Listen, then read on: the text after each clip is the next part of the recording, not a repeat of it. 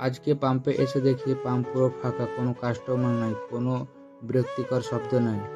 একেবারে নিঃশব্দ জায়গায় পরিণত হয়েছে এই পাম্প। কাস্টমার না থাকে একটু রেস্ট রুমে বসে থাকলাম। আর হ্যাঁ, সকলেই অবশ্য বলিও, দাড়ি ছাড়া গোপে আমাকে কেমন লাগছে। আমার দাড়ি অতিরিক্ত বড় হওয়ার কারণে বাড়িতে মার কাছে প্রতিনিয়ত বকা খাটতে হচ্ছে, তাই আমাকে এই দাড়ি বিসর্জন করতে হলো। যাকগে, এই দিকে আমাদের সাফাইদা চলে এসছে পাম্পে আবর্জনা সাফ করার জন্য। আর এদিকে দেখতে পাচ্ছ মেশিনে বসে থাকা ভালো করে পরিষ্কার করে দিল এবং মুছে দিল। আজকে দিনটা খুবই ঠান্ডা ও শান্ত ছিল। আর অন্যদিকে কাস্টমার না আসায় আমাদের সময় কাটছিল না, তবুও যেমন তেমন করে আমাদের সময়টা কাটলো। কিছুক্ষণ মিটারের পাশে বসে থাকার পর কিছু গ্রাহক এলো, আর তাদেরকে আমি তাদের ট্যাঙ্কিতে তেলটা ভরে দিলাম। 10:30 নাগাদ চলে গেলাম টিফিন আনতে। আর সেই সময় রাস্তায় প্রচুর ভিড়, কেন রেলগেট পড়েছিল।